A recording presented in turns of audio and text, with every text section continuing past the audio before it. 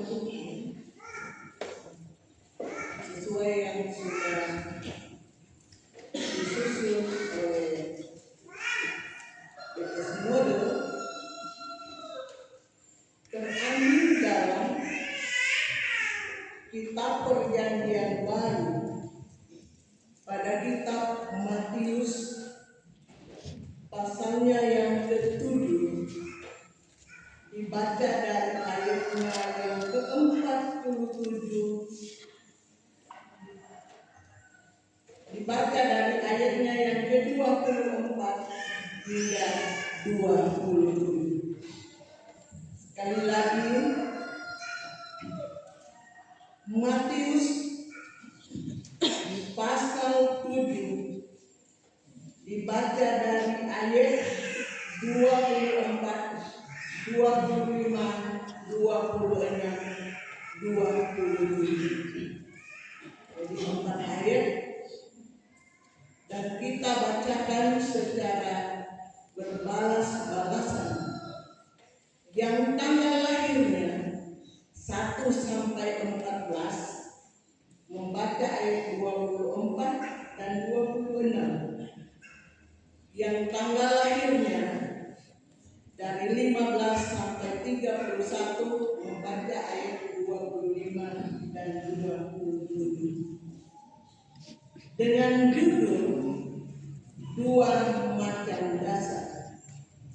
Mulai, jadi setiap orang yang mendengar perkataan ini dan melakukannya, ia bagaikan orang bijaksana yang mendirikan rumahnya dalam tanah. Kemudian turunlah hujan dan datanglah banjir, lalu angin melanda rumah itu, tetapi rumah itu tidak runtuh sebab didirikan di atas batu. Tetapi setiap orang yang mendengar perkataan ini dan tidak melakukannya, ia yang mendirikan rumahnya di atas batu. Kemudian turunlah hujan dan datanglah banjir, lalu angin melanda rumah itu, sehingga runtuhlah rumah itu dan hebat kerusakan. Demikian jauh bacaan firman Tuhan yang dikatakan kepada dia ialah setiap orang yang mendengar firman-Nya dan memelihara atau melakukannya dalam kehidupan setiap hari. Salam damai sejahtera untuk kita semua.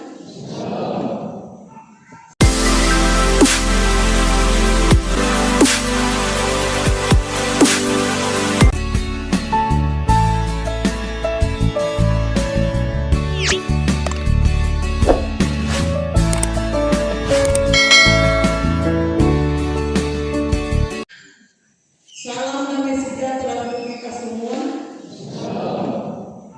Sekali lagi, kasih semangat dan kasih tangan. Salam damai sejahtera untuk kita semua. Apa kabar hari ini? Luar biasa. Karena kita memiliki Tuhan yang luar biasa, yang sudah memelihara kehidupan kita. Di tahun ini kita sudah bulan yang kelima. Kali lagi kita sudah berada di bulan yang kelima, dan kita yakini percaya bahwa semua ini boleh kita jalani karena tuntunan dan penyertaan Tuhan. Walaupun bulan per bulan tetap hadir di tengah-tengah kehidupan kita, tetapi puji Tuhan kita boleh menjalani hidup ini karena pertolongannya sendiri.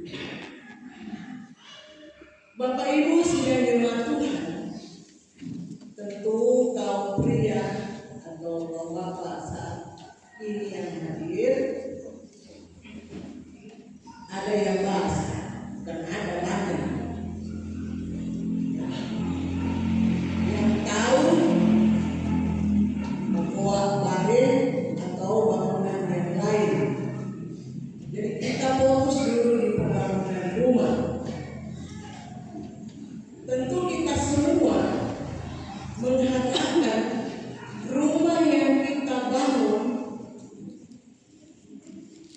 kuat. Jadi kalau misalnya kuat berarti mulai dari ramuan itu bahan yang terpilih. Selain itu juga pihak lain tradisi kita supaya katanya rumah itu sehat dihuni, ya beli. Jadi minta orang tua sebenarnya kurang.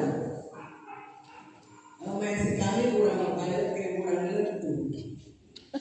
Kami cuma balik ke kurang letu. Saya tidak tahu kalau Bapak Ibu Saudara sekalian yang sebenarnya kapailannya menyumbang kalu bulan apa bapaknya dia dulu ya tradisi dulu, tapi sekarang akhir sih bulan 5 bulan 4 bulan ketesenso ya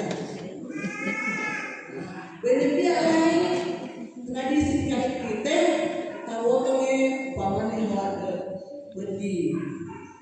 Nah, sekarang kalau tuh di Indonesia untuk bangunan bukan berdiri, ya. Jadi itu tujuannya supaya rumah yang kita huni itu kuat dan juga sehat.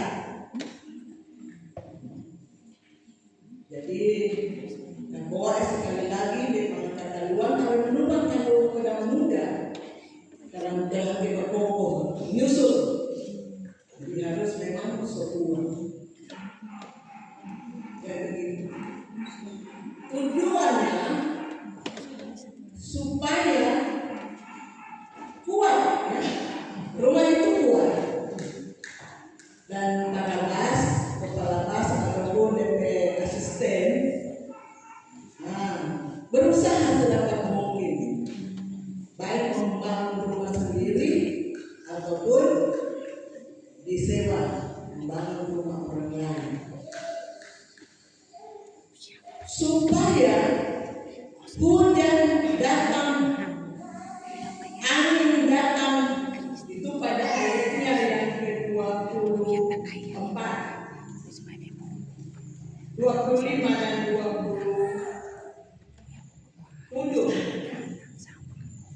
datanglah banjir, angin bertiup, turunlah hujan, rumah itu tetap kuat.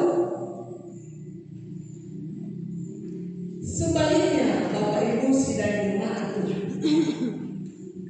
rumah yang didirikan di atas pasir, di sini ya dalam pembacaan kita tadi didirikan di atas pasir, bukan di fondasi yang kuat pakai batu, pakai sirtu, pakai campuran yang maketi, ya.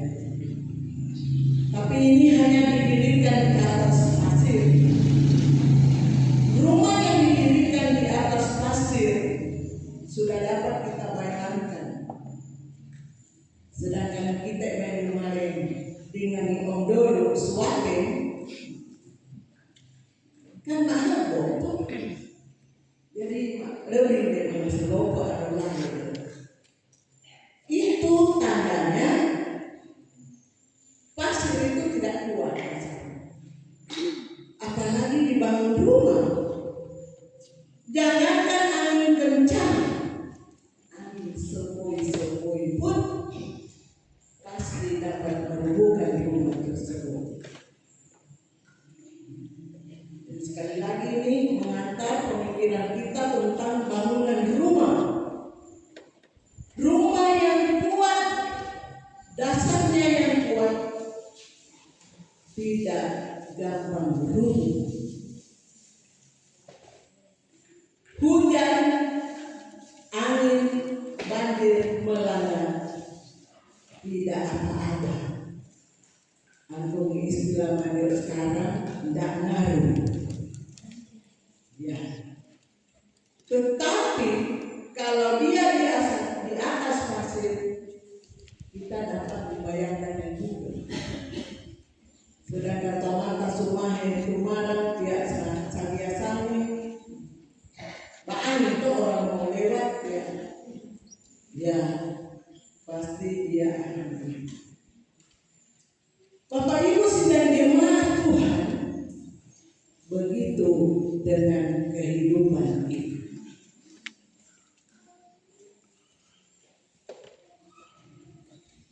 Dua macam dasar, hujan, angin, banjir, itu melambangkan pergumulan hidup. Siapa yang kena pergumulan? Selama kita masih hidup, pergumulan itu tetap ada.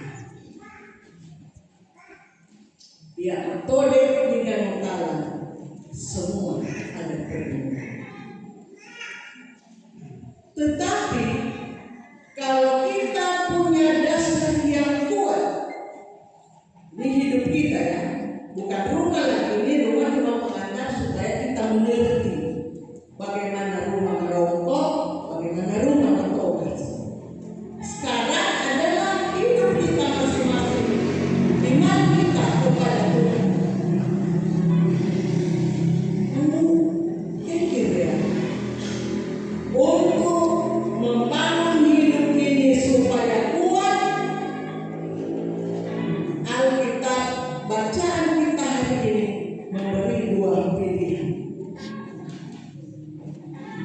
Jadi kuat yang merokok biar disebut Su ayat 24 dan 26.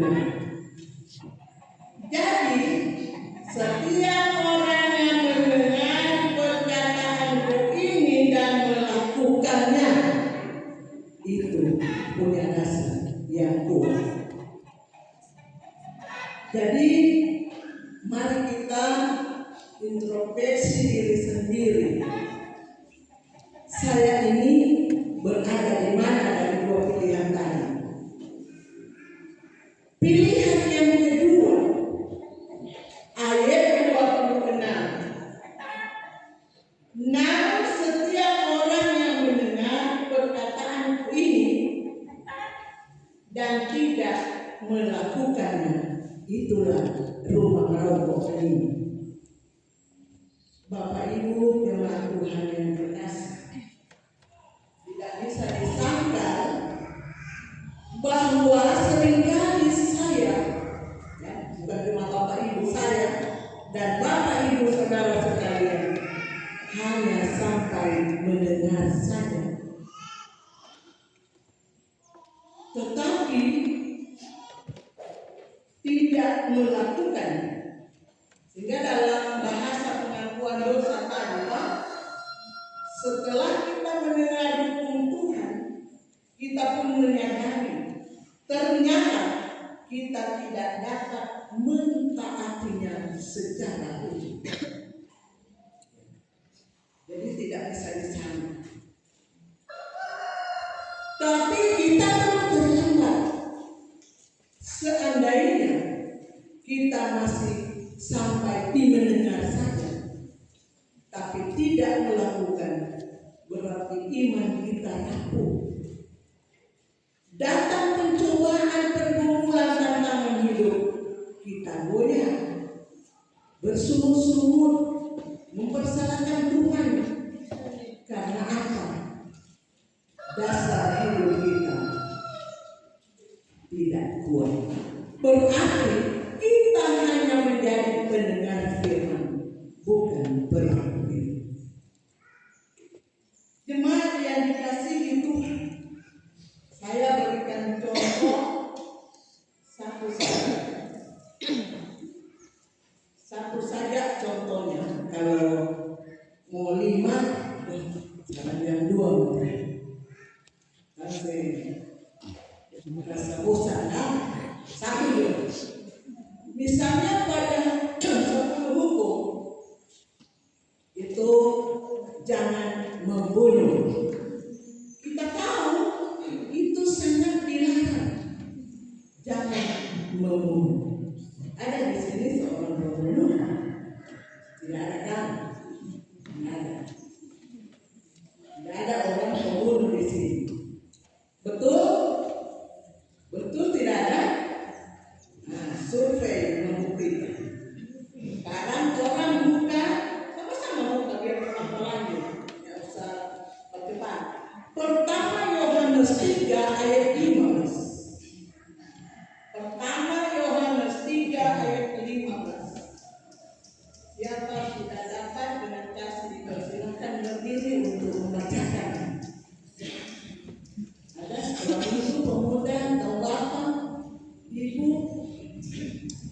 Pertama Yohanes 3 ayat 15.